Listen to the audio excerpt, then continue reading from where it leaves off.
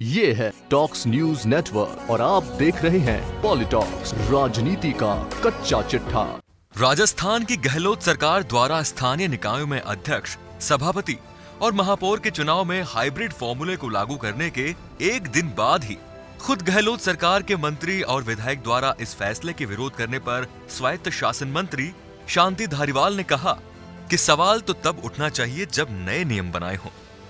वर्ष 2009 में जो नियम थे वही इस बार लागू है। हमने 9 माह पहले ही इसकी जानकारी सार्वजनिक कर दी थी, लेकिन बहुत से लोगों ने नियम पढ़े ही नहीं, इसलिए अब वो चर्चा कर रहे हैं। आपको बता दें, निकाय प्रमुखों के चुनाव के तरीके में किए गए बदलाव के खिलाफ अब सत्तारूढ़ पार्टी कांग्रेस में ही बगावत के सुर उठने लगे हैं।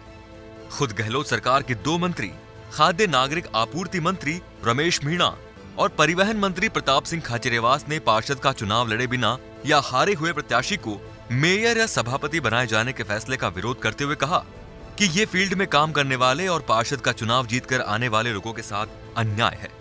पार्षद बनने वाले व्यक्ति को ही उसके क्षेत्र की समस्या की जानकारी होती है, नीचे तक उसकी पकड़ होती है।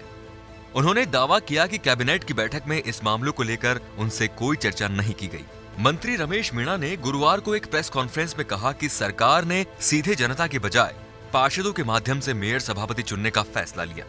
इसका सभी ने स्वागत भी किया, लेकिन इसके 2 दिन बाद ही सरकार ने नोटिफिकेशन जारी किया कि अब मेयर सभापति और पालिका अध्यक्ष के लिए पार्षद का चुनाव लड़कर या जीत कर आना आवश्यक नहीं होगा।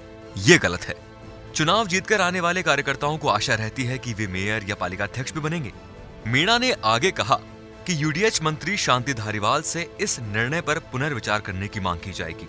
मीणा ने दावा किया कि कैबिनेट की बैठक में निकाय प्रमुख के प्रत्यक्ष और अप्रत्यक्ष चुनाव को लेकर चर्चा हुई थी, लेकिन इस संबंध में मंत्रियों से चर्चा नहीं की गई। वहीं परिवहन मंत्री प्रताप सिंह खाचरियावास ने साफ कहा कि निकाय प्रमुख के चुनाव को लेकर क्या फैसला किया गया है, मुझे इस संबंध में कोई जानकारी नहीं है। खाचरियावास ने कहा कि बिना चुनाव लड़े निकाय प्रमुख बनाने के फैसले को लेकर मुझसे नहीं पूछा गया। इस फैसले को लेकर पार्षद का चुनाव लड़ने वाले नेताओं ने गुरुवार को मेरे आवास पर मुलाकात भी की थी। सभी ने इस फैसले को लेकर नाराजगी जताई है। मैंने सभी को यूडीएच मंत्री से बात करने के लिए कहा है। मैं खुद भी सीएम और डिप्टी सीएम से इस संबंध में चर्चा करूंगा ताकि उनकी नाराजगी को दूर किया जा सके।